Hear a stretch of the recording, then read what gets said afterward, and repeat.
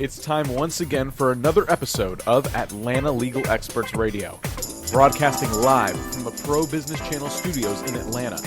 And now, here's your host, Emily-Rowell. Good morning, and thank you for tuning in to another episode of Atlanta Legal Experts Radio. I am your host, Emily-Rowell with Peachtree Offices, and I have Kelly Hill here this morning. Good morning. How are you? Good morning. I'm doing great. Thank you. How are you? I'm doing wonderful, and you are actually going to be, or you're not going to be, you are the Cobb County State Court judicial candidate. I am. Well, I was excited to qualify officially as a candidate this past Monday. Yay! Exciting. So tell me really quickly, why Kelly Hill? Why Kelly Hill? Kelly Hill because I care.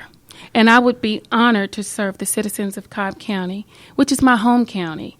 I'd be honored by serving them with a court that is run with personal and professional integrity, with fairness, with objectivity, and respect for the interpretation and the application of the law. Well, that's a good reason. Lots of good reasons. So that was Kelly Hill with Kelly Hill Legal, and she is Cobb County State Court judicial candidate. We're going to learn a little bit more about you, Kelly. I'm going to read a little bit about your bio, and then we'll hear about your history and everything as well. Okay. Kelly Hill is an award-winning trial attorney with more than 25 years of experience in criminal and civil legal matters. Ms. Hill has earned a reputation amongst the public and her peers as a formidable litigator who is firm yet fair. She has masterfully handled a wide variety of complex, high-profile cases that have resulted in the exposure and dismantling of criminal government operations, the dismissal of corrupt public officials, and the conviction and life imprisonment terms of notorious killers. With your help, Kelly Hill can become a state court judge in Cobb County, Georgia. So, wow, you've done a lot. I have. I remember when I first sat down with you, I was completely impressed. Well, thank you. You definitely deserve to be on Atlanta Legal Experts Radio, that's for sure. Thank you very much. It's been my pleasure and an absolute joy to work as an attorney here in Atlanta over the last 25 years or so. So tell me, how'd you get started? Well, I actually got started right after law school. I worked in a law office as a receptionist. Oh, fantastic. And when I sat for the bar and actually passed the bar, I worked in a personal injury firm in East Atlanta by the name of Robinson, Bethel, and Dixon. Mm-hmm. And that's where I first got my exposure to the civil practice of law. After doing that for about a year, I interviewed with the DeKalb County Solicitor's Office, where I was offered a job as an assistant solicitor. So I actually practiced as an assistant solicitor in the DeKalb County State Court for 3 years. Wow. And in the state court, I was able to go in and actually get trial experience. I tried several cases there as an assistant solicitor and fell in love with trial work. While serving as a solicitor, I got the call from Fulton County and accepted Mr. Slayton on his offer to become an assistant district attorney in Fulton County, where I proudly served for 17 years. Wow. Until I retired in 2012 from Fulton to return back to DeKalb. And then?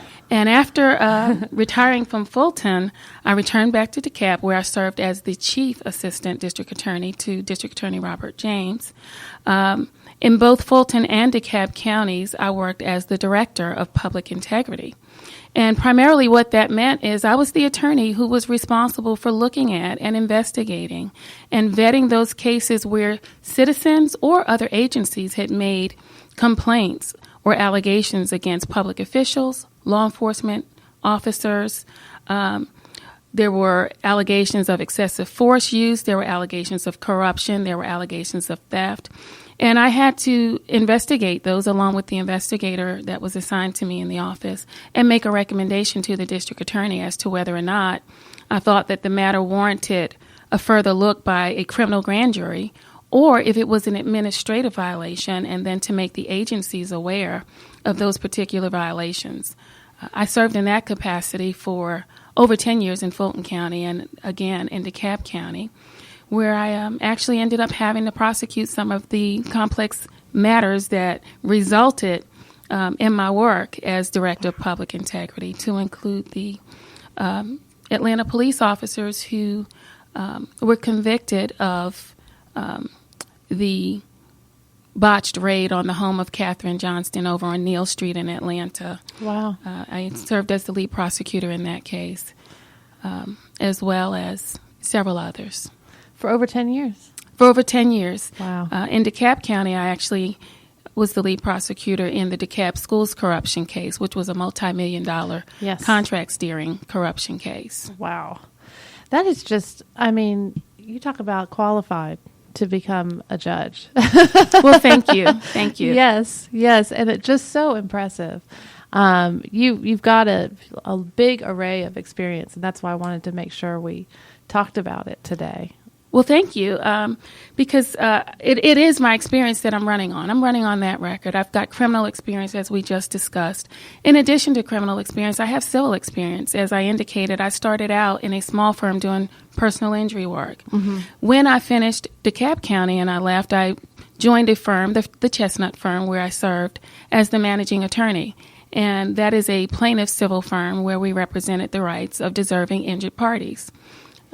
In addition to working with the Chestnut firm, I started my own practice in Cobb County, the Kelly Hill Legal Group, where I am also representing defendants who are charged with crimes. I'm also representing individuals who are injured, and I'm serving as a partner with law enforcement agencies so that I can train and partner with those agencies to talk about the different policies and procedures that they could put in place to help deal with a lot of the issues we're dealing with today. That's fantastic. So you're using your experience to create good. Absolutely. Now. So tell me a little bit more what that looks like, working with the police officers. Well, actually, I had the privilege and the honor of going to the Georgia Sheriff's Association's fall conference down in Savannah this past October. And I was able to speak to them as a group, as an organization. And one of the things that I talked to them about was community policing. It's something that we hear a lot about these days, and it's something that, quite frankly, as a country, not just as a state, but as a country, I think we need to move more towards community policing where there's more of a relationship between the police and the communities. Mm-hmm. And there are several ways that could be accomplished, and those were some of the things that I talked to the sheriffs about. And it's also something that communities could benefit from. If communities knew and understood the jobs that the law enforcement officers have and how difficult it is for them to make the instantaneous decisions that they have to make when they are confronted with such situations. Mm-hmm. I think if both sides had a better understanding of the other, we might be able to get beyond a lot of the issues we're dealing with today in the press that we see. Sure.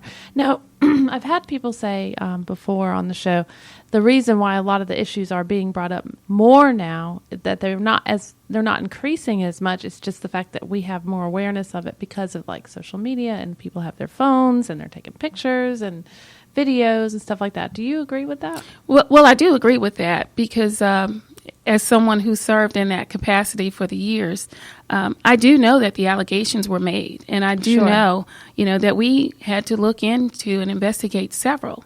But what it requires is an understanding. It requires an understanding of both sides, and that's what I tried to do every day in my role as the Director of Public Integrity. And that's also what I would try and do in my role as a judge, would be to look at, at all parties. Look at the sides and the arguments that both sides have, consider those individual circumstances, and make a recommendation in the case as a assistant district attorney, but make a ruling as a judge. I love that. So tell me a little more what your courtroom would look like. My courtroom would be one where you would walk in and everyone would feel as though they were being treated fairly. I like that. It would be a courtroom where people will be heard. I will listen. Mm-hmm. I will listen to what each side has to say. Mm-hmm. I will always consider the law.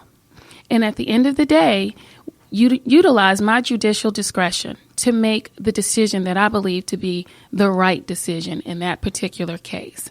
It will be a courtroom when people left, whether or not they agreed with my ruling, they will feel like they honestly had their day in court and that they were heard. Sure. That's big to live up to. It is. It is. And I am ready, willing, and able I know you to are. do that. I know you are from the past few minutes. No, I'm just kidding.